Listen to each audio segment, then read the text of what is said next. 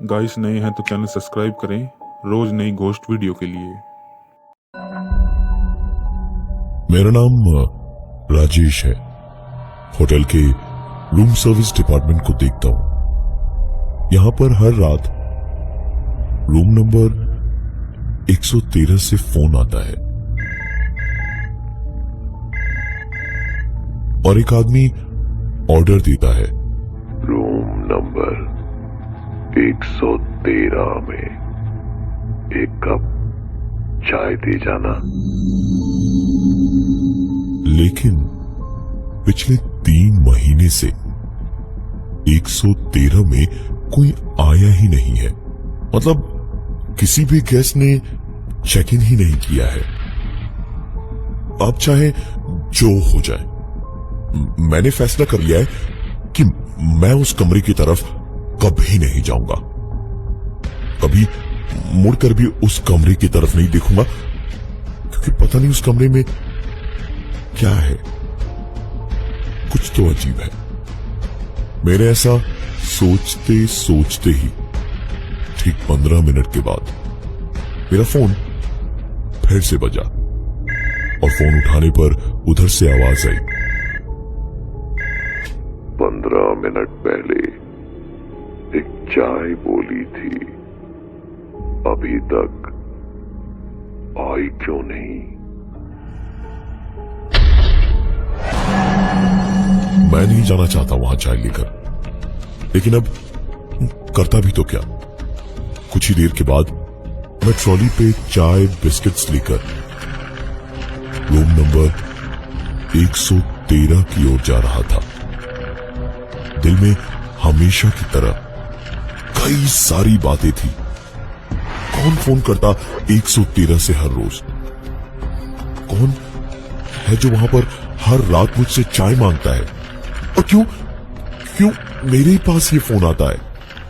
चुपचाप मैंने ट्रॉली ले जाकर 113 के बाहर रख दी और दरवाजे पर नॉक करते हुए कहा, रूम सर्विस, आपकी चाय आ गई है सर। इतना बोलकर मैं वापस सीढ़ियों की ओर चल दिया और कुछ आगे ही गया था जब एक आवाज हुई।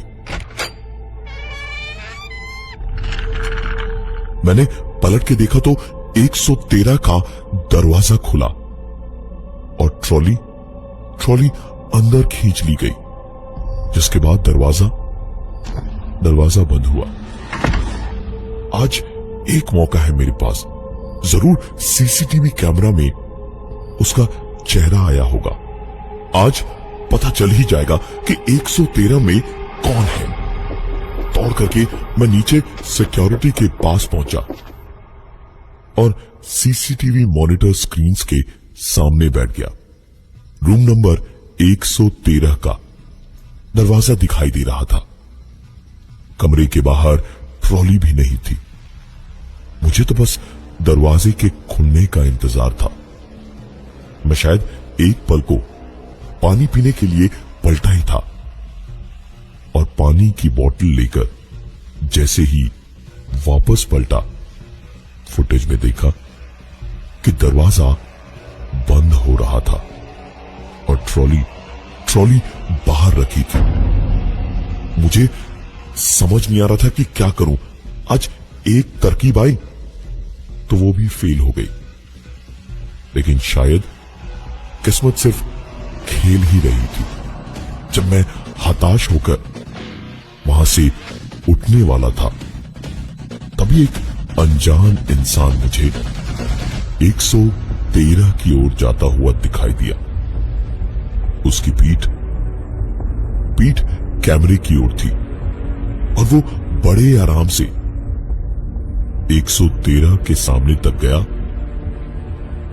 और ट्रॉली को सरकाता हुआ वहां से चला गया। मैंने सिक्योरिटी के अविनाश को साथ दिया और सीसीटीवी मॉनिटरिंग रूम से बाहर दौड़ता हुआ सीढ़ियों से भागता हुआ ऊपर गया और 113 के सामने तक जाने की मुझे कोई जरूरत ही नहीं पड़ी, क्योंकि ट्रॉली फ्लोर पे सीढ़ियों के पास ही रखी हुई थी। अविनाश को साथ लेकर मैं सीढ़ियों से ऊपर भागा, फिर 2 फ्लोर और ऊपर गया, वापस नीचे आया, लेकिन वो इंसान हमें कहीं दिखाई नहीं दिया। और साथ ही जो ट्रॉली सीढ़ियों के पास रखी हुई थी वो अब वहां थी ही नहीं। यह आज आखिरकार क्या हो रहा था मेरे साथ? अविनाश को लेकर मैं नीचे वापस सीसीटीवी मॉनिटरिंग रूम में गया और तभी वो आदमी फिर से दिखाई दिया। उसने हम दोनों को सीसीटीवी कैमरा की मदद से शायद देखा और उसी अनजान आदमी ने, जो पहले ट्रॉली को 113 रूम नंबर के सामने से ले गया था, उसने ट्रॉली को पकड़ा और सीढ़ियों तक ले गया। और उसके बाद पूरा वीडियो अचानक ही धुंधला हो गया।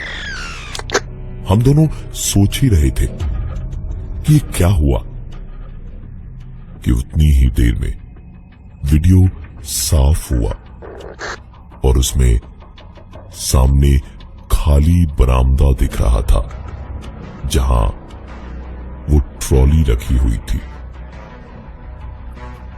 हम दोनों अगर तुरंत भागते तो पहुंच के उसे पकड़ सकते थे, और जब दौड़ते हुए वहां पहुंचे तो देखा ट्रॉली वहीं थी, पर वो इंसान अगल बगल दूर दूर तक कहीं नहीं था। एक कागज का टुकड़ा पड़ा था उस ट्रॉली पर, जिस पे लिखा था थैंक यू। सारी रात आंखों आंखों में कट गई। सुबह हुई। रात को तो वहां जाने की हिम्मत ही नहीं हुई हमारी, लेकिन सुबह होते ही अविनाश को लेकर मैं 113 में पहुंचा। पूरा कमरा अंधेरे से भरा पड़ा था। घुस के हम दोनों ने बड़ी सी खिड़की के पर्दे हटाए। कमरे के अंदर अब साफ साफ उजली सी रोशनी में सब कुछ दिख रहा था। पूरा कमरा किसी नॉर्मल होटल के कमरे जैसा ही था। हम दोनों पर्दों को हटाने के बाद वापस कमरे की ओर पलट के कमरे को देख ही रहे थे जब पर्दों के हिलने की आवाज हुई और कमरे में हल्का अंधेरा हो गया। हम दोनों एक साथ पलटे। पर्दे रुके हुए थे, लेकिन थोड़ा बहुत हिल रहे थे, जैसे अभी अभी किसी ने खींचा हो उन्हें। हम दोनों ने ही पर्दे के पास जाकर पर्दों को खींचकर वापस खोल दिया और कमरे की ओर पलट के कुछ कदम आगे चले ही थे जब पर्दे खींचे, वो भी अपने आप, और एक बार फिर से कमरे में अंधेरा हो गया। मैं गुस्से में पलट के वापस पर्दे खोलने जाने ही वाला था जब अविनाश ने मुझे रोका और कहा, रहने दो, जो भी इस कमरे में है, हमें लगता है कि उसे अंधेरा बहुत पसंद है। मैंने बातों ही बातों में अविनाश से कहा, पर ये कौन है और चाहता क्या है? अविनाश इधर उधर कमरे को देखता हुआ बोला, जरूर कोई तो कहानी है ही, पता चल जानी चाहिए। अविनाश और मैं बात कर ही रहे थे जब उस कमरे का इंटरकॉम बजा।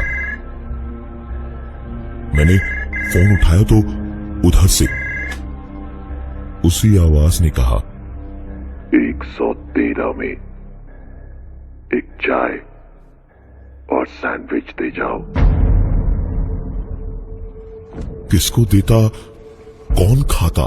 मैं तो उसी रूम में था, इसलिए मैंने वही कहा। मैं तो यही हूं और यहां तो कोई नहीं है। किसके लिए मंगवा रहे हैं आप? और आप है कौन?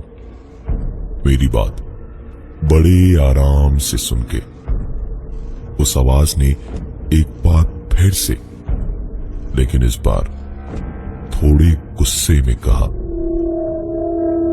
जितना कहा जाए उतना करो। जल्दी लेकर आओ एक चाय और सैंडविच। अविनाश ने उसी वक्त कहा, क्या हुआ, फिर चाय मंगवा रहा है? ले आ, वरना कहीं कुछ दिक्कत ना हो जाए। मैंने भी सोचा कि बात तो सही है, जल्दी से जाके मैं चाय ले आया। अविनाश वहीं कमरे में मेरा इंतजार करता रहा। मैंने टेबल के ऊपर में चाय रखी ही थी कि मैं चिल्लाया, भाग अविनाश, भाग यहां से। और इतना बोलते के साथ ही मैं वहां से भागकर बाहर निकला। लेकिन कमरे से बाहर निकलते ही मैंने देखा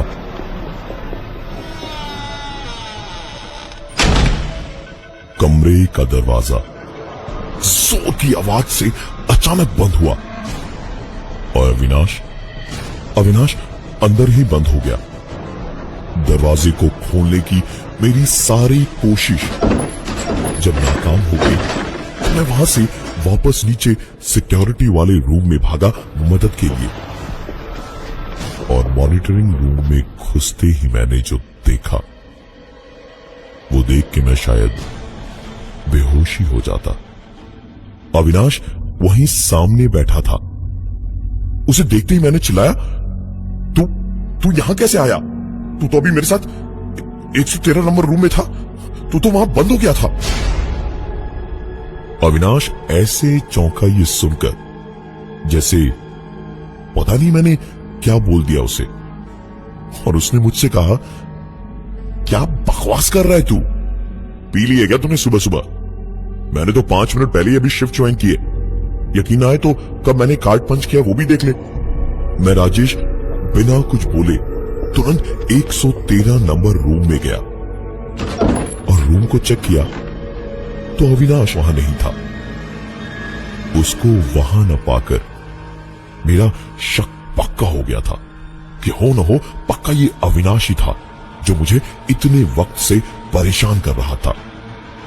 मैं तुरंत वापस नीचे गया और अविनाश को अपने साथ रूम नंबर 113 तक लाया और उससे कहा, तू यहीं रुक, मैं अभी आया। मैंने दरवाजे को खोलकर जब अंदर झांका तो अंदर से एक आवाज आई, भाई कहां चला गया था तू? मेरी जान निकल जाती अगर यहां से निकलता नहीं तो। अविनाश के अंदर होने से मैं जितना चौंका उतना ही मैं वापस पीछे पलट के भी चौंका, क्योंकि अविनाश जो अब तक मेरे पीछे पीछे था वो मेरे पीछे था ही नहीं। अविनाश को मैंने अंदर कमरे में डरे हुए हाल में देखा तो समझ आया कि वो अविनाश नहीं था जो मुझसे नीचे मिला था। चाय का कप अभी खाली था, सैंडविचेस आधे खाए हुए थे। बुरा हाल था उसका डर के मारे। मेरा खुद का हाल भी घबराहट से भरा हुआ था। मैंने सोच लिया था कि आज चाहे जो हो जाए मैं देख कर रहूंगा कि ये आखिर है कौन जिसने जीना दुश्वार कर रखा था मेरा।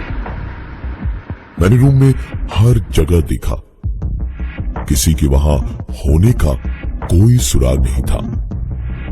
आखिर में सोचा बाथरूम भी देख लूं।